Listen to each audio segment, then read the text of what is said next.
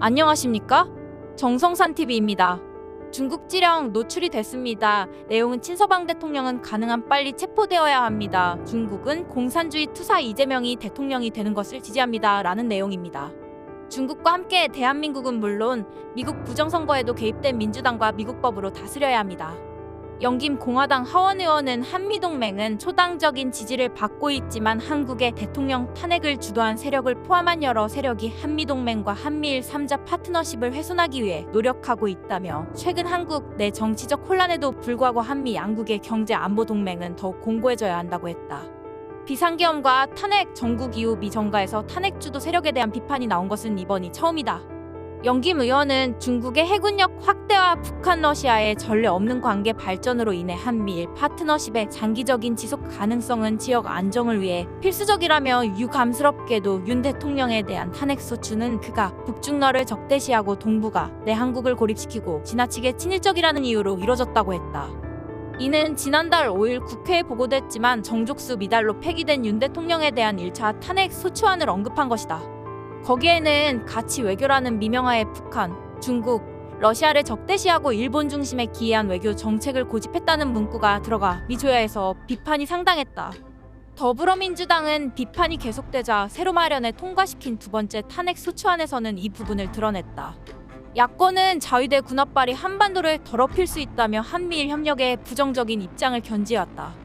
영김 의원은 이런 성급한 선언은 주한미군에도 위험을 초래할 것이라며 북중이 한반도에서 약 29,000명의 병력을 철수시키고 주한미군 해체, 한미연합훈련의 영구적 중단을 요구하는 완벽한 논거를 제공한다고 했다.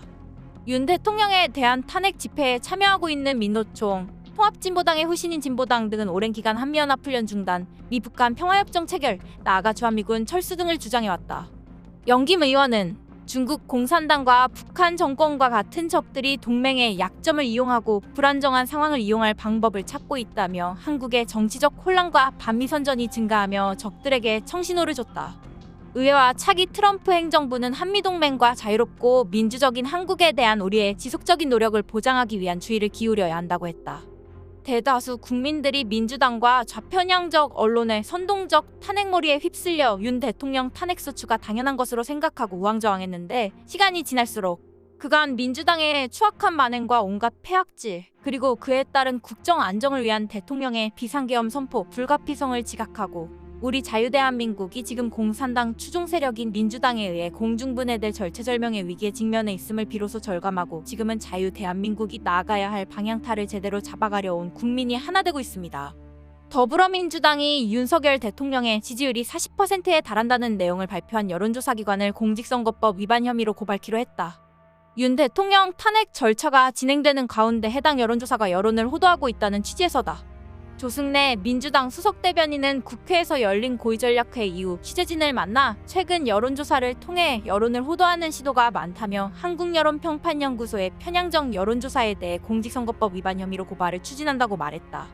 이런 걸 보면 이제 민주당 여론조작이 안 먹히나 보나 봅니다. 자기네 입맛에 안 맞으면 처벌하고 체포하고 막장 그 자체입니다. 정성산TV 좋아요 구독 알림은 큰 도움이 됩니다.